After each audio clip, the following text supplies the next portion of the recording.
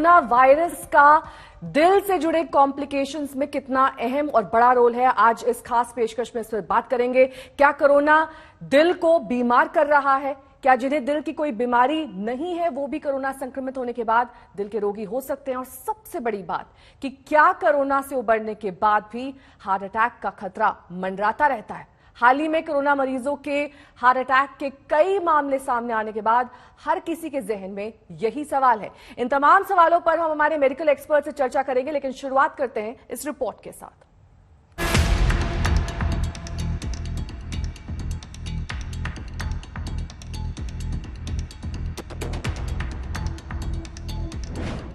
क्या कोरोना कर रहा है दिल पर चोट?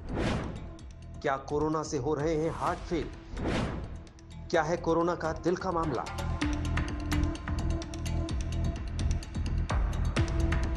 कोरोना का यह नया खेल है। नाक और मुंह के रास्ते शरीर में पहुंचने वाला कोरोना वायरस अब मरीजों के दिल से खेलने लगा है और इसके ज्यादा शिकार बन रहे हैं युवा। हाल के दिनों में ऐसे कई केस आए हैं जब मरीज कोरोना से तो उबरता नजर आया, लेकिन अचानक हृदय गति रुकने से मौत हो गई। कोविड वायरस कैसे हार्ट पर असर करता है, जरूर इसे मेडिकल एक्सपर्ट से समझिए। अनफॉर्चुनेटली ये वायरस हार्ट को भी इफेक्ट करता है और हार्ट में क्लॉटिंग करता है। हार्ट में खून के थक्के जम सकते हैं, वो खून के थक्के लंग्स में भी जम सकते हैं और हार्ट की आर्टरीज में भी जम सकते हैं, उससे हार्ट अटैक होता है। दूसरा ये होता है कि इस वायरस से हार्ट की वीकनेस, हार्ट मसल की वीकनेस आ जाती है, इन्फ्लेमेशन आ जाती है हार्ट के अराउंड। जब हार्ट की वीकनेस आती है तो उससे हार्ट फेलियर शुरू हो जाता है, बीपी फॉल होना शुरू हो जाता है, बड़ी रैपिडली प्रोग्रेशन होता है। और तीसरा, हार्ट की जब ये इन्वॉल्व करता है तो एरिथमियाज या हार्ट की रिदम फास्ट हो जाती है, वो या तो स्लो हो जाती है या हार्ट ब्लॉक में चली जाती है। और चौथी बात होती है लंग्स के अंदर क्लॉट आना, जो कि अचानक होता है, सडन होता है, उससे भी हार्ट पे असर पड़ता है, हार्ट स्टॉप हो जाता है और ब्रेन में क्लॉट होना। ये एक जो सम्मिश्रण है। पिछले साल भर से कोरोना मामलों को ट्रैक कर रहे डॉक्टरों का मानना है कि पिछली लहर के मुकाबले इस बार दिल की समस्या ज्यादा देखने को आई है। पिछली बार 10 से 15% मरीजों में ही पोस्ट कोविड हार्ट अटैक के केस देखे गए थे।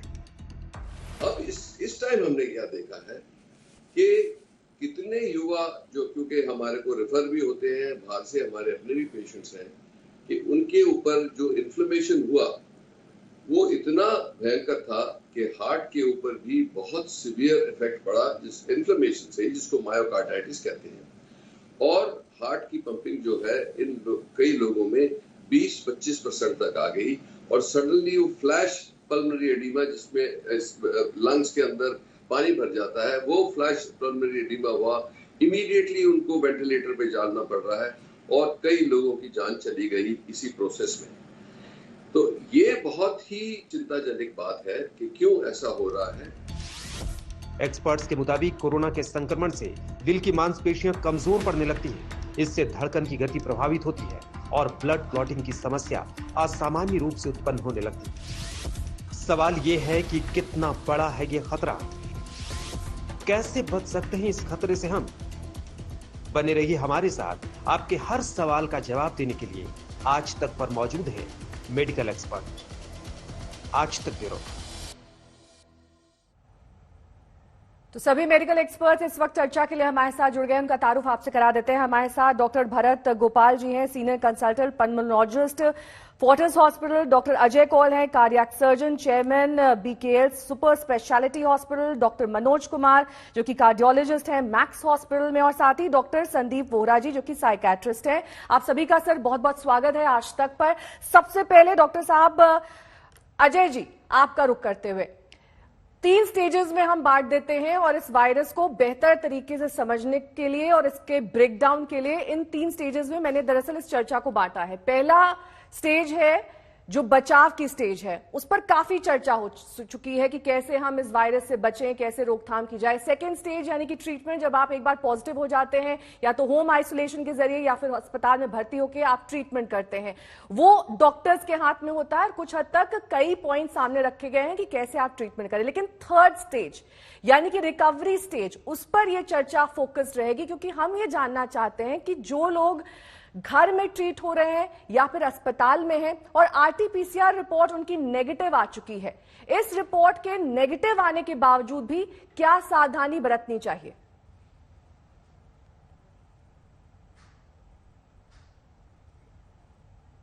डॉक्टर अजय जी, आपसे मेरा सवाल है। Sure, can you hear? जी।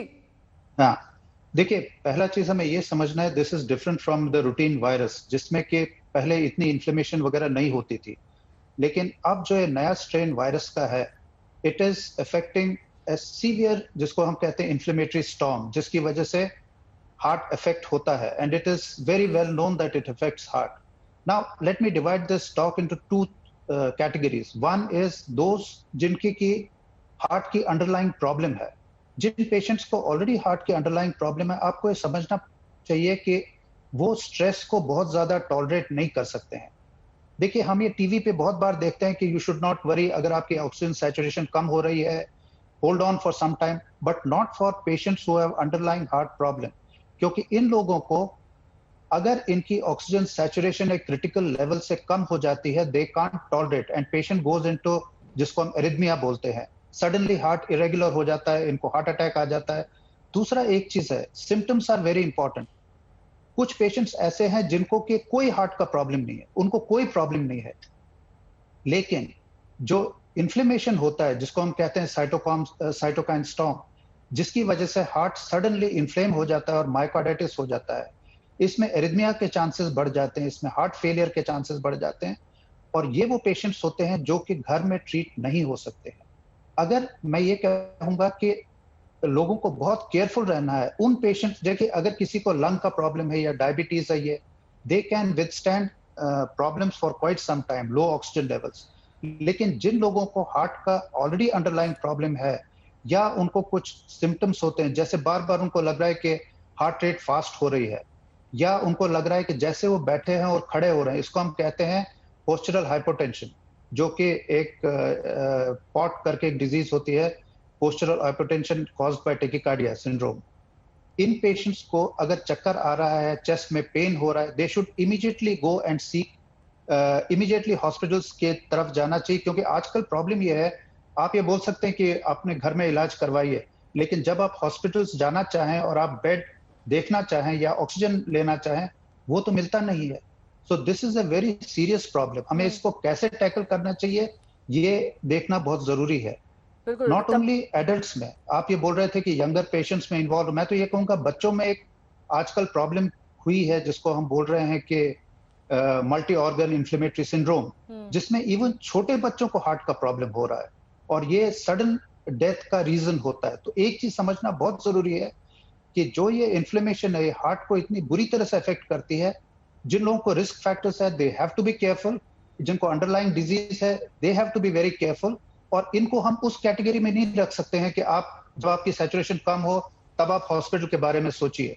इनको पहले से ही डॉक्टर्स को कांटेक्ट करके रखना है कि अगर इमरजेंसी आए, they at least get some treatment.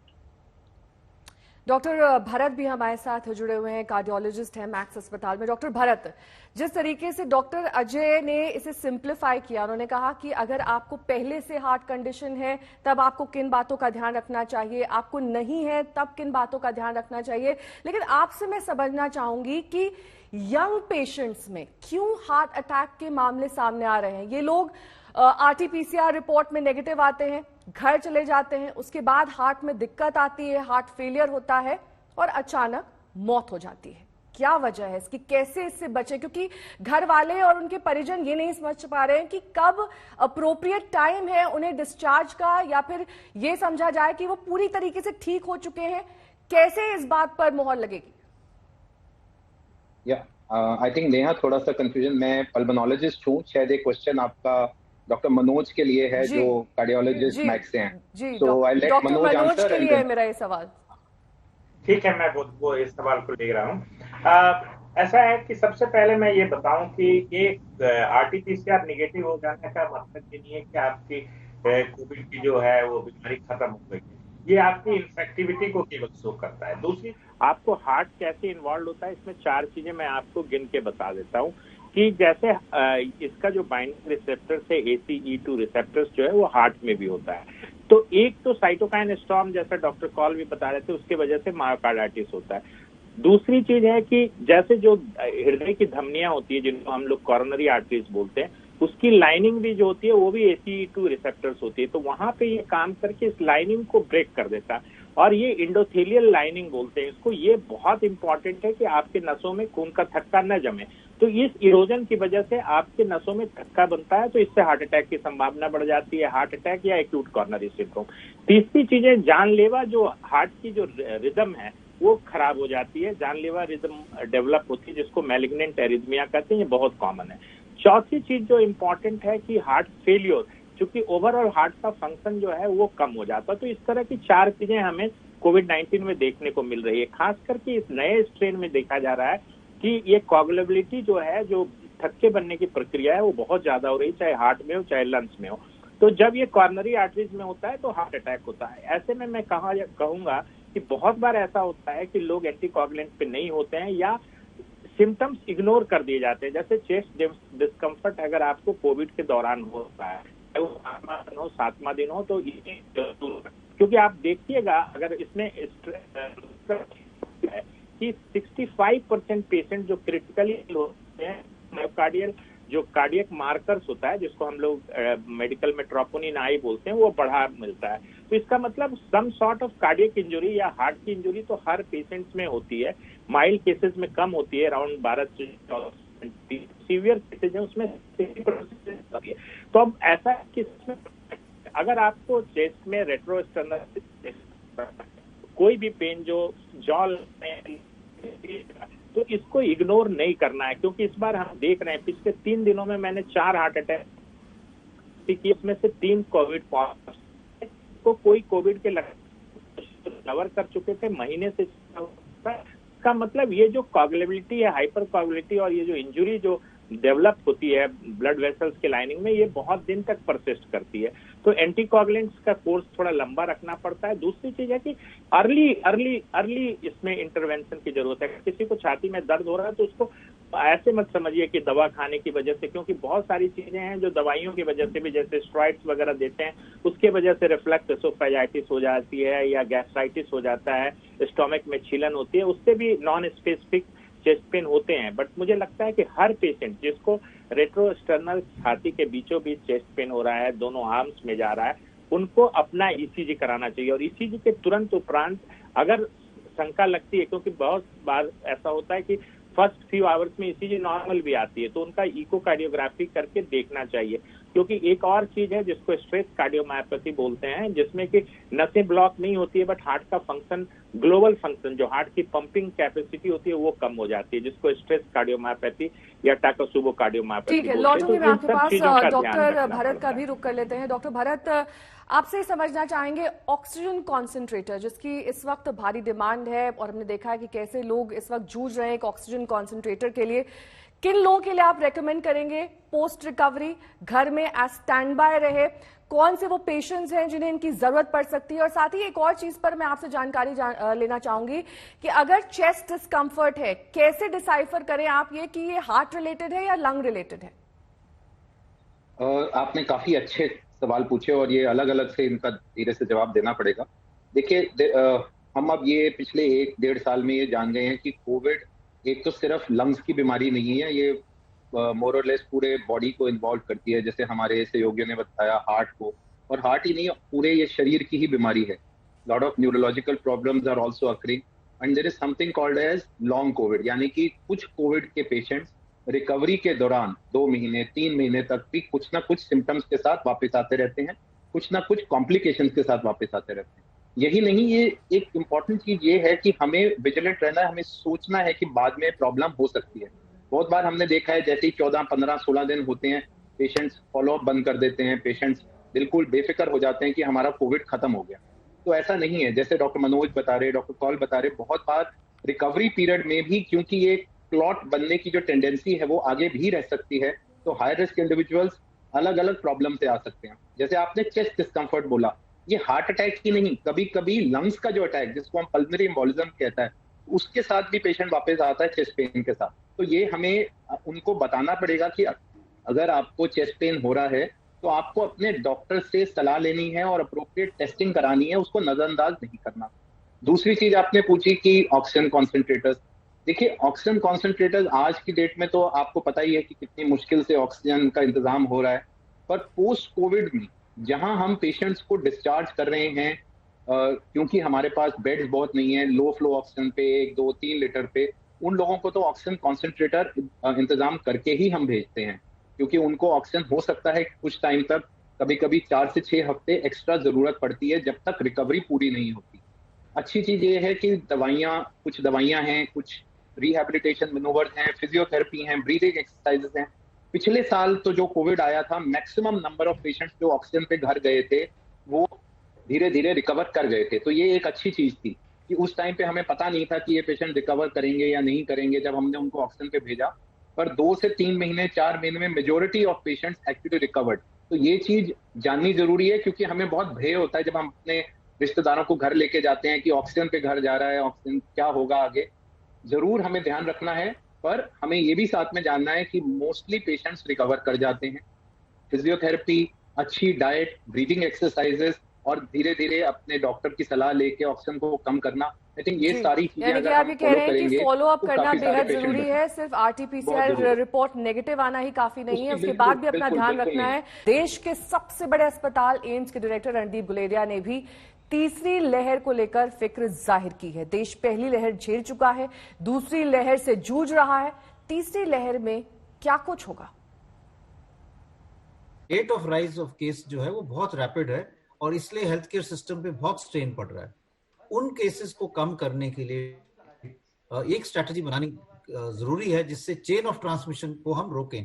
Virus after all human to human spread है, एक व्यक्ति से दूसरे व्यक्ति से ही फैलता है। ये अगर हम लोगों का मिलना बंद कर दें, लोगों के क्राउड्स बंद कर दें, तो वायरस फैल नहीं पाएगा और अपने आप केसेस कम होंगे। इसलिए एक टाइप का लॉकडाउन बहुत जरूरी है। कहते हैं कि केस पॉजिटिविटी 10% से ज्यादा हो या आपके 60% से ज्यादा बेड्स अगर भर गए हैं कोविड वाले, तो आप वहां पे एक स्ट्रिक्ट लॉकडाउन करो और 2 हफ्ते का लॉकडाउन करो।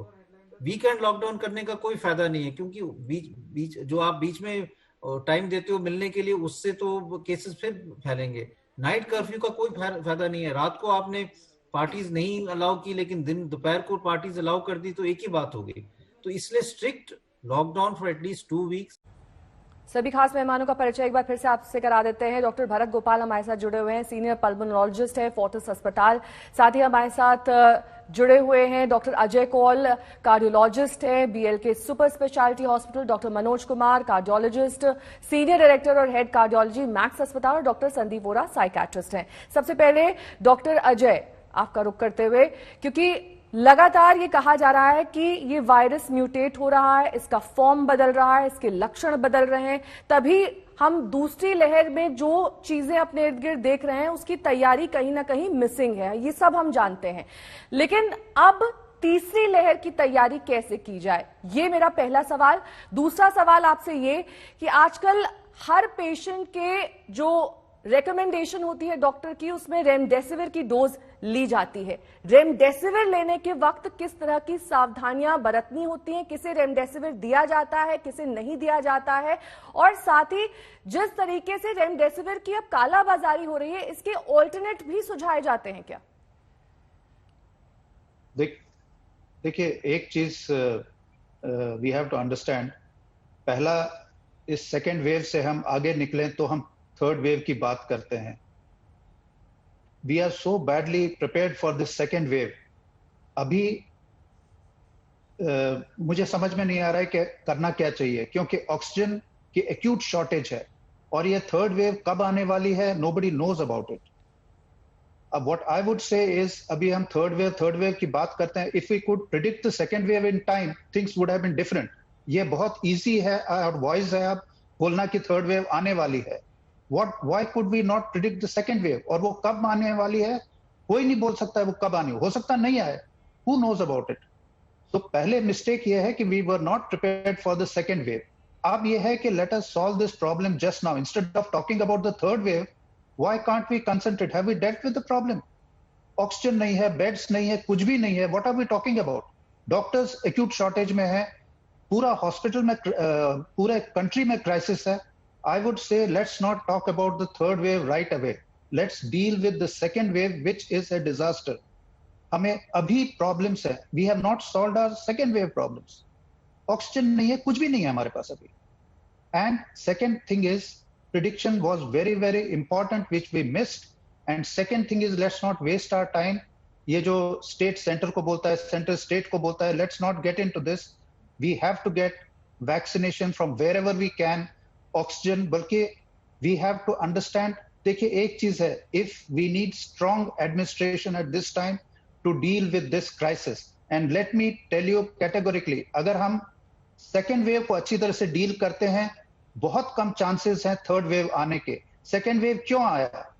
क्योंकि हमने ये सोचा कि वी आर ओवर दिस. हम पूरे दुनिया को बताते हैं, देखा हम कितने वाइज हैं, हमको तो कुछ भी नहीं हुआ. The reason was we didn't have a mutant strain.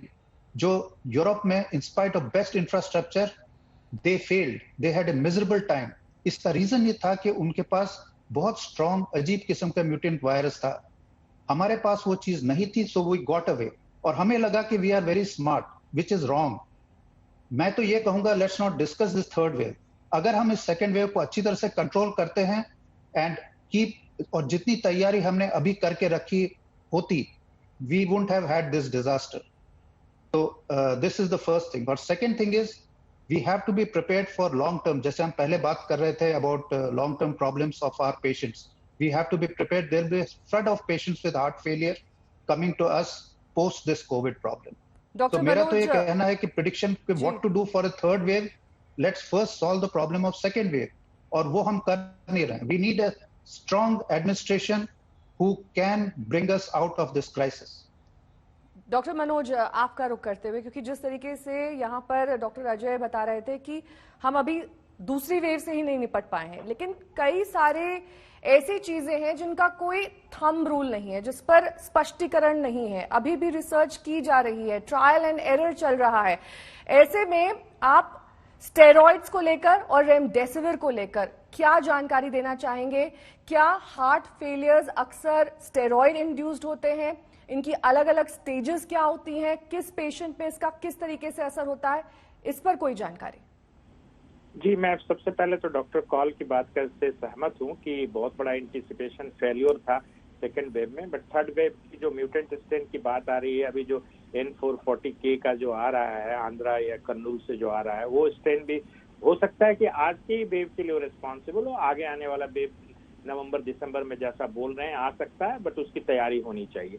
दूसरा प्रश्न जो आपने पूछा हमसे कि steroid based on recovery trial पे डेक्सामेथासोन से देखा गया कि डेफिनेटली पेशेंट्स को फायदा हुआ और हॉस्पिटल का कोर्स कम हुआ, लंग की इन्फ्लामेशन कम हुई. तो स्टेरॉइड, तो मैं अभी स्टेरॉइड का रोल कहूंगा कि रेमडेसिविर से ज्यादा है, क्योंकि रेमडेसिविर की जो सॉलिडारिटी ट्रायल है जो WHO से भी कंडक्ट हुआ है, उसके सहयोग से कंडक्ट हुआ, उसमें ये देखा गया कि ये मॉडरेट एंड सीवियर डिजीज में सिर्फ हॉस्पिटल स्टे को कम करता है, कोई मॉर्टिलिटी बेनिफिट नहीं है. तो निश्चित तौर पे स्टेरॉइड और एंटीकोगुलेशन और ऑक्सीजन, ये तीन चीज आज के डेट में मोस्ट इंपॉर्टेंट डिफेंस हैं कोविड-19 के निमोनिया को ट्रीट करने के लिए. अब जहां तक बात रही कि ये जो हार्ट अटैक हो रहा है या हाइपरकोगुलेबिलिटी जो है, ये मल्टीफैक्टोरियल है. एक तो आपको मैंने कहा था कि जो ब्लड वेसल्स की लाइनिंग है वो डैमेज करता है वायरस खुद डायरेक्ट एक्ट करके, एक वो बड़ा कारण है जिसकी वजह से नसों के अंदर कोगुलेशन हो जाता है, ब्लड क्लॉट हो जाता है, क्योंकि अगर नसों के अंदर ब्लड फ्लो कर रहा है और उसको फ्लूइड स्टेज में रखने के लिए इस इंडोथेलियल लाइनिंग या इसके जो अंदर की जो लाइनिंग है उसकी बहुत इंपॉर्टेंस होती है. दूसरी इंपॉर्टेंट चीज है कि निश्चित तौर पे स्टेरॉइड्स का थोड़ा इफेक्ट तो होता है, और इसकी वजह से आप देखते होंगे कि स्टेरॉइड्स के बाद, हार्ट अटैक के बाद स्टेरॉइड्स अगर आप लगातार लेते हैं तो उससे भी हीलिंग प्रोसेस है, जो मायोकार्डियम या जो हार्ट मसल्स जो डैमेज होती है उसकी हीलिंग या उसकी फाइब्रोसिस भी अफेक्टेड होती है. तो स्टेरॉइड्स एक रोल प्ले करता है, बट इसमें सबसे इंपॉर्टेंट रोल जो आर्टेरियल मतलब कि धमनियों के अंदर और वेनस जो कोगुलेशन जो है या क्लॉट बनने की जो है, ये डिजीज से रिलेटेड है और ये साइटोकाइन स्टॉर्म से रिलेटेड है. और खास करके जिन लोगों का, जैसे एक मार्कर्स की बात करता हूँ, डी डाइमर अगर 5000 नैनोग्राम पर ml से ज्यादा है, तो ऐसे लोगों को लॉन्ग टर्म 28 दिन तक कोगुलेशन के लिए कुछ ना कुछ करना होगा या एंटी कोगुलेशन लेना होगा, क्योंकि इनको long term heart attack, pulmonary embolism, deep vein thrombosis, पैर के वेन में जो क्लॉट बनता है उसको डीप वेन थ्रोम्बोसिस बोलते हैं, उन सब चीजों की होने की संभावना बहुत ज्यादा रहती है.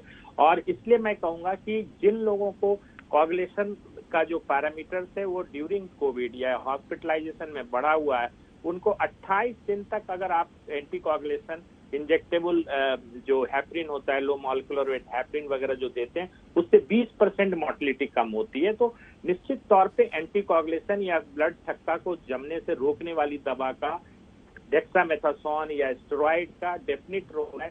और जो हार्ट अटैक होता है, कोगुलेशन के डिसऑर्डर की वजह से होता है, हार्ट में वर्क की वजह से मिसमैच होती है सप्लाई और डिमांड की, और सबसे इम्पोर्टेंट है कि हार्ट की धमनियों में क्लॉट बनना, जिसका मुख्य कारण है इंडोथीलियल इंजरी या लाइनिंग का डैमेज होना।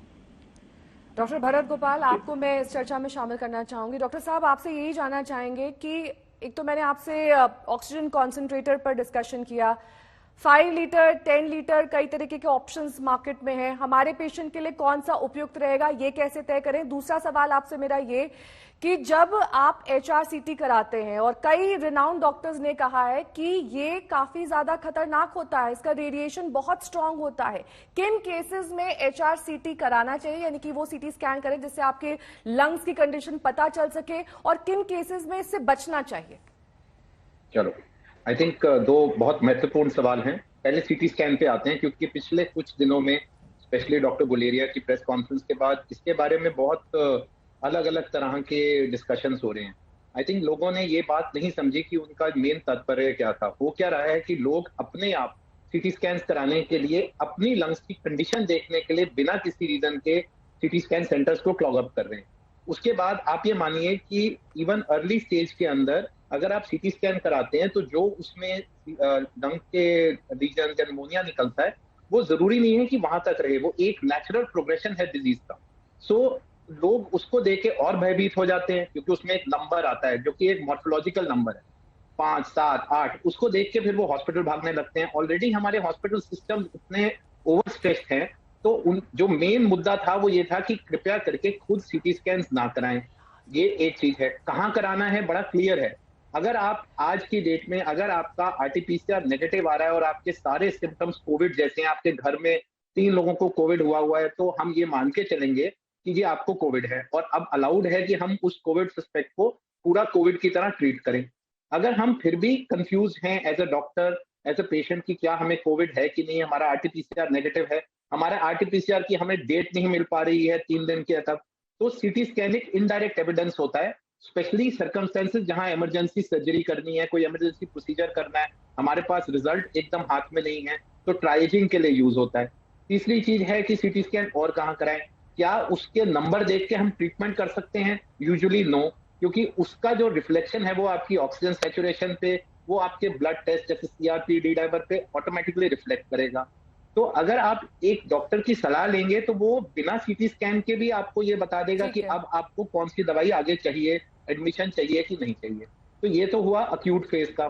जहां CT स्कैन की बहुत जरूरत आती है वो है जहां हमारे पेशेंट्स हॉस्पिटलाइज होके ऑक्सीजन पे डिपेंडेंट है, और हमें ये देखना है कि क्यों ऑक्सीजन नहीं हट पा रही, कोई और डिजीज तो नहीं है, लंग फाइब्रोसिस की तरफ तो नहीं जा रहा, हीलिंग कैसे हो रही है, हमें आगे कुछ और डॉक्टर संदीप को भी मैं लास्ट की कंक्लूडिंग रिमार्क्स में जोड़ना चाहूंगी। माफी के साथ डॉक्टर भरत आपको रोक रही हूँ, क्योंकि डॉक्टर संदीप के ये रिमार्क्स इसलिए भी अहम हो जाते हैं। डॉक्टर संदीप, सिर्फ पेशेंट की मेंटल हेल्थ नहीं, जो लोग उससे जुड़े हुए हैं, उसके तीमारदार, रिश्तेदार भी इस वक्त काफी स्ट्रेस्ड आउट हैं, क्योंकि कई बार पूरा का पूरा घर संक्रमित हो रहा है, आप पेशेंट की देखभाल में लग जाते हैं, काफी स्ट्रेस, कई तरीके डिसऑर्डर घर वालों में भी।